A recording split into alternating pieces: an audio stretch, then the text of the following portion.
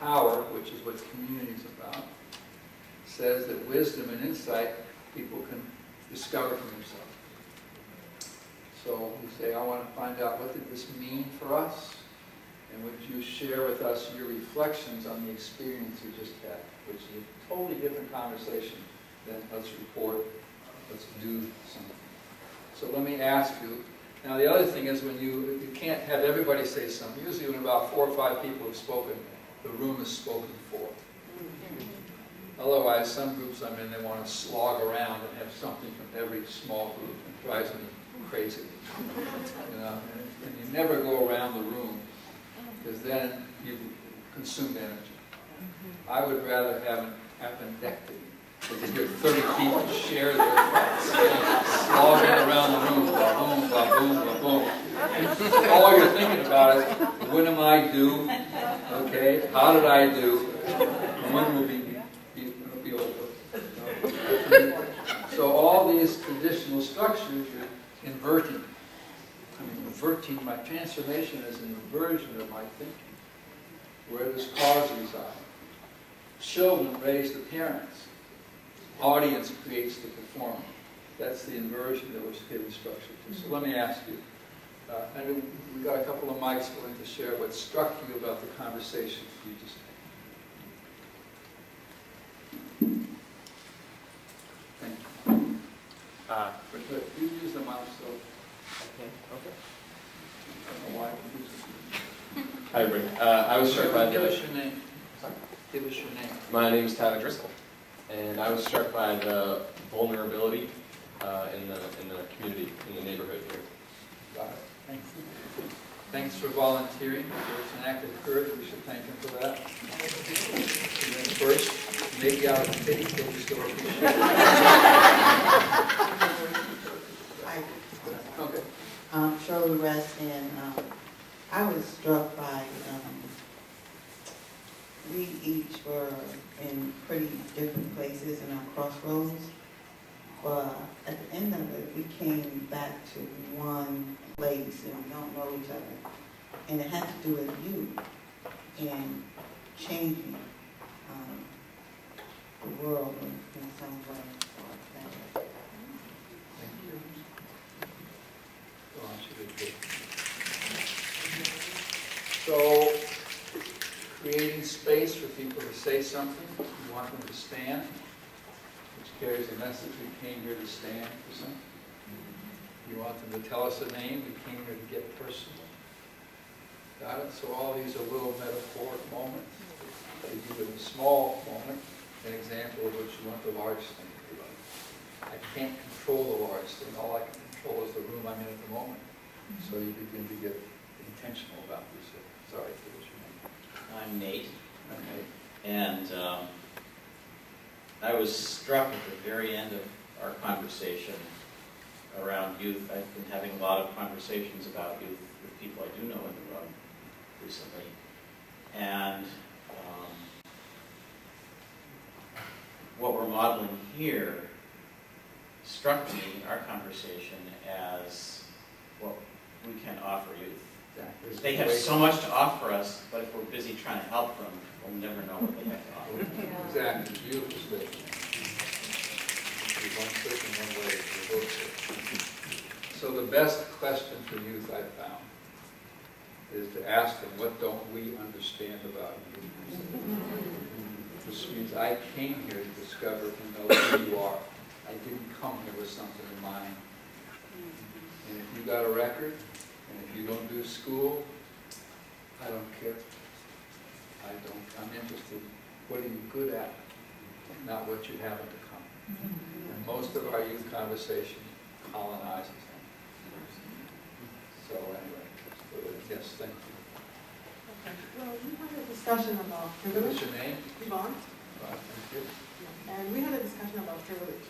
And what we came to conclude is that privilege is a gift that those who have should celebrate and share with others in ways where they can guide, facilitate, and support, and nurture the best human elements.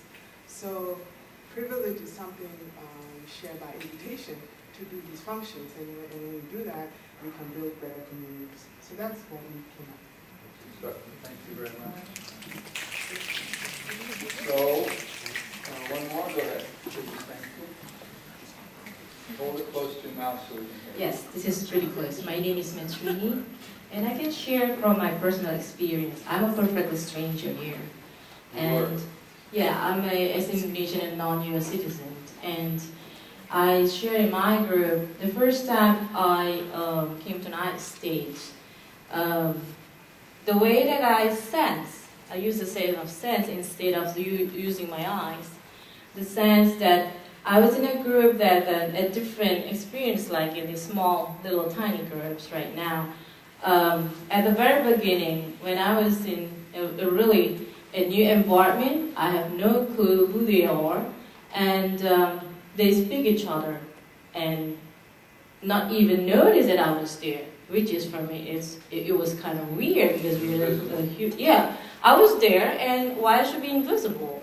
We were in the dining table, but right now, I can feel that these folks is really so authentic and genuinely sharing their own life in a personal level. So it was striking me because I don't think that it's easier in a few minutes or seconds people can share to me as a stranger. Doesn't take long, does it? Yes. Thank you. So community is built by creating space for fallibility. Patriarchy, the masculine, has no use for fallibility. It's interested in perfection. All right? Failure is not an option. Give me a break.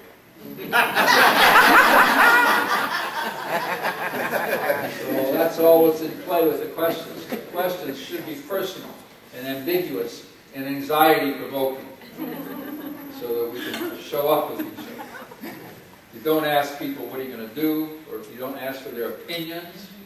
Opinions have no power, they're just a little interesting. All right? So that's the thought. Now I want to do one more thing and then we'll take a break.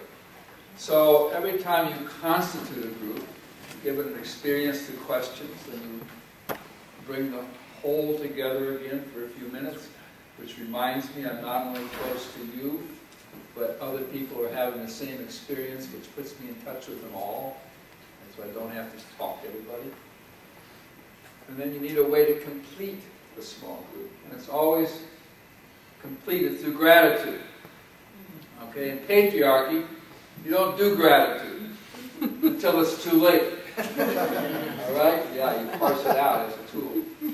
So it's too late. We only say when you retire, I'll tell you how grateful we are that you. Before that, no thanks. Or when you die. I know when I die, I will be forgiven. I wish I didn't have to wait. And then the eulogy will be said over me, and I'm going to miss it by a couple of days.